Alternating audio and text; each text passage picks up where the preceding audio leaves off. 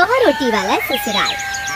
सुनो जी, मुझे तो शीतल की बड़ी फिक्र रहती है। उसका ध्यान मरचू जंगल से लकड़ियाँ काट कर बाजार में बेचने गया, उसे कुछ बोलो लेकिन तो उसे लकड़ियों के अच्छे दाम नहीं मिले। इस पर मरचू ने कहा, अरे भैया, इतने कम पैसे? चिंता है मुझे शीतल की। इन पैसों में तो 2 वक्त का खाना भी नहीं मिलेगा। को फोन भी किया था। आप मुझे बहुत ही कम पैसे देते हैं।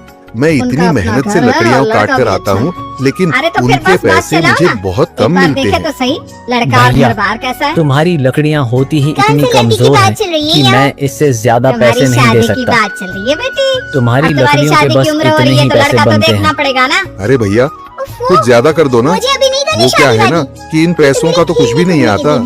मैं अपनी जिंदगी कैसे गुजारूंगा? भैया, घर के काम तुम जाकर अच्छी लकड़ियाँ लाओ, तभी इन लकड़ियों का अच्छा दाम मिल पाएगा, वरना इन लकड़ियों का तो यही दाम है।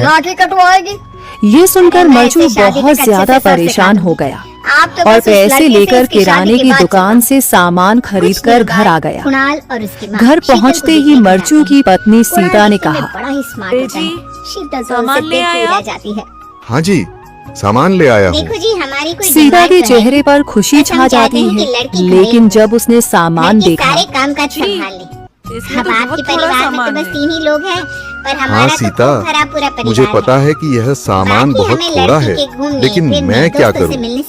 मेरे पास जितने पैसे थे, मैं उतने का ही सामान लेकर आ गया हूँ। अरे वाह, इस तरह हमारा गुजारा कैसे हो पाएगा जी? कितना स्मार्ट है, और ऊपर से इन्हें मेरे घूमने फिरने से भी कोई दिक्कत नहीं है। हम कितनी हे मुश्किलों से भगवान, गुजारा तूने तो करते बिना हैं। मांगे मुझे सब दे हाँ दिया। हाँ, मुझे पता है, बताओ जी, और क्या लेकिन मैं चाहिए कर भी हमें? क्या सकता हूँ? हमारी तरफ से तो रिश्ता पक्का है जी। मेरे पास इतने पैसे ही नहीं फिर तो कि हम हंसी एक अच्छी खुशी जिंदगी शीतल और गुजार लाल की सकें। शादी हो जाती है। इतनी शीतल मेहनत कर मन रहा में हूँ, बड़ी खुश होती है, लेकिन और उसी फिर भी खुशी मेहनत के का फल साथ नहीं वो मिल अपने रहा। ससुराल में कदम रखती इतनी है। मेहनत से अच्छी लकड़ी काट कर आता हूँ, लेकिन मुनासिब दाम नहीं मिलता। मैं तो बहुत आओ परेशान बहू, हूँ। तुम्हारा अपने ससुराल में करूं? स्वागत है। कहाँ ये जाऊँ? मिलो अपने परिवार से। ये अरे तुम्हारे जी, ससुर जी, आप तुम्हारी परेशान ननद न हो। सुनीता और गीता, आप कोई और काम सुनीता देख के लें। पति राजेश, मैंने और कई उनके बार 2 काम बच्चे तलाशने राजू की और कोशिश चिंटू। की, ये पर ना किसी हमारे ने भी साथ मुझे नहीं काम रहते। नहीं दिया। ये तुम्हारी दादी साहब ये है, सुनकर सीता और भी बाकी लोग काफी अभी ज्यादा बाहर गए हुए परेशान हैं। हो गई। मरचू से सीता की परेशानी नहीं देखी गई। उसने अपनी पत्नी सीता से अरे कहा, अभी तो मेरे देवर देवरानी मैं फिर और से उनकी जंगल 3 की ओर जा बच्चियां रहा आई हूँ। हैं। उसके अरे मायके जी, में भी शादी थी ना, तो अभी बस मत वहीं जाइए गई ना, हैं। कल तक आ वैसे भी जाएंगे। शाम हो रही है। हे भगवान, आप कल इधर चले ही है जाइएगा, धर्मशाला। अभी मत ये सब जाइए। एक साथ ठीक है, इस घर में कैसे रहते हैं? अगर तुम रोक रही हो तो मैं नहीं जाता। मैं कल चला जाऊंगा। इसके बाद मरचू गांव में घूमने के लिए चला गया। तभी उसे एक आदमी मिला और उसने कहा, अरे बहू, खड़े कहाँ खड़े जा रहे हो क्या भैया? सोच रही हो?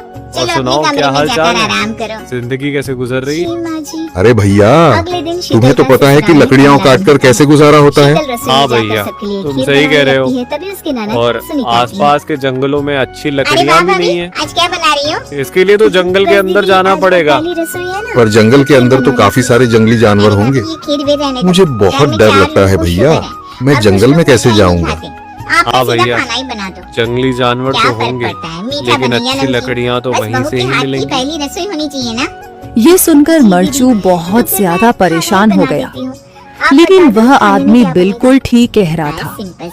जंगल के किनारे की सारी लकड़ियाँ कट चुकी थीं। अब सिर्फ जंगल के अंदर ही अच्छी लकड़ियाँ बची थीं। अगली सुबह मरचू लकड़ियाँ काटने जंगल की ओर चल पड़ा। जंगल में आने के बाद मरचू ने कहा, अरे, यहाँ पर तो लकड़ियाँ ही नहीं है। वो आदमी सही कह रहा था। लकड़ियों के लिए तो जंगल के अंदर ही जाना पड़ेगा। और जंगल के अंदर जाना क्या सही रहेगा? मुझे तो बहुत डर लग रहा है, क्योंकि वहाँ पर तो काफी सारे जंगली जानवर होंगे जो खतरनाक होंगे। अगर आज मैं जंगल के अंदर नहीं गया तो मैं आज घर पैसे लेकर नहीं जा सकूंगा, और फिर जब पैसे नहीं होंगे तो गुजारा कैसे होगा? मरचू जंगल के बाहर खड़ा सोचता ही रहा और फिर उसने सोचा, अरे, यहाँ पर भी कोई मजबूत पेड़ दिखाई नहीं दे रहा जिससे मैं लकड़ियाँ काटकर घर ले जा सकूं। लगता है और अंदर जाना पड़ेगा। यही सोचकर मरचू जंगल के अंदर चला गया। अंदर जाने के बाद उसने इधर उधर पेड़ देखे, पर उसे कोई भी अच्छा पेड़ दिखाई नहीं दिया। यह सोचकर मरचू जंगल के और अंदर चला आया।